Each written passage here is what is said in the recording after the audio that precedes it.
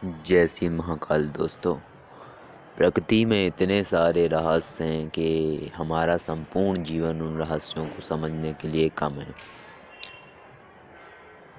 बहुत से साधक साधनाएं करते हैं, ध्यान करते हैं, योग करते हैं, फिर भी सफलता नहीं मिलती है। उसकी वजह ये नहीं है कि कमी उनके अंदर है, वजह ये है कि वो उन सूत्रों को ही नहीं समझते हैं जो उन्हें सफलता दिलाएं, या वो रहस्यों को ही नहीं समझते हैं। जब कोई रहस्य किसी व्यक्ति का चुनाव करता है तो वो उस व्यक्ति के माध्यम से इस सृष्टि पे प्रकट होता है। इसी तरीके से ही गुप्त मंत्रों का निर्माण होता है। वो किसी साधक का चुनाव करता है और उसके माध्यम से ही वो गुप्त मंत्र प्रकट होता है। जब साधक ध्यान में जाता है और गहरा ध्यान में पहुंच जाता है तो फिर उसको बहुत सारी ध्वनियाँ सुनाई देने लगती हैं। जैसे वो ओम का उच्चारण करता है तो उसे लगता है जैसे एक नाद सुनाई दे रहा है उसके कानों में, एक मधुर मधुर संगीत सुनाई दे रहा है उसके कानों में। ये ये एक ऐसा रहस्य है कि जिसको समझना बहुत ही सहज है और बहुत ही कठिन है। सहज इसलिए है क्योंकि अगर आप ध्यान को समझ गए तो इन रहस्यों को समझ जाएंगे, और कठिन इसलिए है अगर आप ध्यान को ही नहीं समझ पाए तो इन रहस्यों को नहीं समझ सकते। कोई भी आवाज़ हो, बातें हों, तरंगे हों, वो कभी नष्ट नहीं होती हैं। इस ब्रह्मांड में हमेशा गूंजती रहती हैं, और जब हम ध्यान में गहरे जाते हैं तो हम उन ध्वनियों को सुन लेते हैं, चाहे वो किसी भी युग की ध्वनियाँ हो। ऐसे ही मैंने बहुत सारे स्तोत्रों को, मंत्रों को, ठीक है, ध्वनियों को, संगीत को सुना है ध्यान के माध्यम से, जो कई अलग अलग लोगों से आते हैं, या दूसरे लोगों में उनका संगीत हो रहा होता है, या कभी वो ध्वनियाँ या कभी वो मंत्र उच्चारण किए गए होते हैं किसी न किसी युग में। उन्हीं में से ही एक मुझे शक्तियों द्वारा ये दिव्य स्तोत्र प्राप्त हुआ है, जो कि काल भैरव स्तोत्र है। अगर आप इसे गौर से और ध्यान में जाके, गहरे ध्यान में जाके आंखें बंद करके अगर आप सुनते हो तो आपको अपने शरीर में एक अद्भुत ऊर्जा का आभास होगा। ऐसे लगेगा जैसे कोई अदृश्य शक्ति है जो आपके पास खड़ी हुई है। अगर आप इन चीज़ों को समझ जाएंगे तो आप बेशक तंत्र क्षेत्र में, साधना जगत में सफल हो सकते हैं, और ध्यान की बहुत ही गहरी बातों को समझ जाएंगे। उनके माध्यम से आप बहुत कुछ समझ सकते हैं। मैं आपको वो स्तोत्र सुनाने वाला हूँ जो कि मुझे शक्तियों के माध्यम से ध्यान में प्राप्त हुआ है।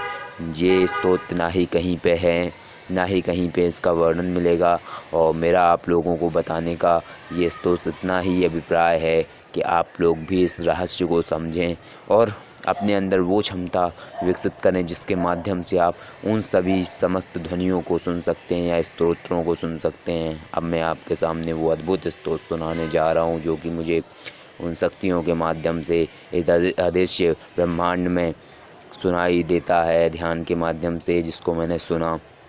मैं आपके सामने वो स्तोत्र सुनाता हूँ। सटष्ट काल भैरव स्तोत्र।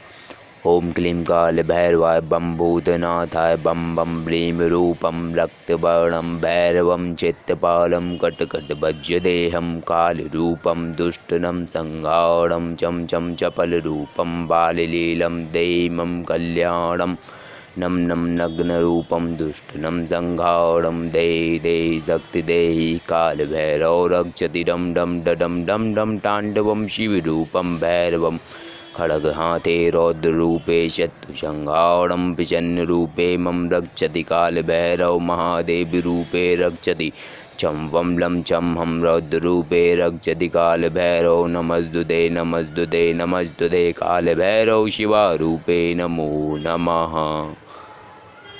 इस तरीके से ये अद्भुत मंत्रों का या स्तोत्रों का निर्माण होता है।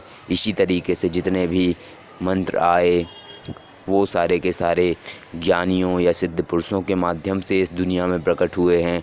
और ये जो दिव्य मंत्र या दिव्य स्तोत्र होते हैं इनके अंदर अद्भुत क्षमता होती है। यदि कोई इनका उच्चारण या इनका पाठ करता है तो उसे बहुत ही ज़्यादा फल मिलता है उस चीज़ का, क्योंकि ये गुप्त हैं। इनके अंदर ना ही कोई कीलन होता है, ना ही इनकी शक्ति विभाजित होती है। इनके अंदर अद्भुत शक्ति होती है जो कि प्राचीन काल से इस ब्रह्मांड में गूंज रहे हैं। बस आवश्यकता है तो हमें उस रहस्य को खोजने की, उन दिव्य ध्वनियों को सुनने की, और वो हम जब ही सुन सकते हैं जब हमारे अंदर वो गहराई हो।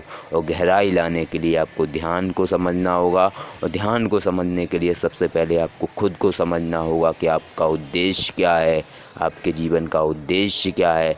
और आशा करता हूँ कि मैंने जो बताया है ये ज्ञान आपके जीवन में फलीभूत होगा, या आप इससे काफ़ी कुछ समझ पाएंगे। और अगर आपको ये वीडियो अच्छा लगा तो आप हमारे चैनल को सब्सक्राइब कीजिए, ताकि भविष्य में हम आपको और भी जानकारियाँ इसके माध्यम से प्रदान कर पाएँ। जय श्री महाकाल।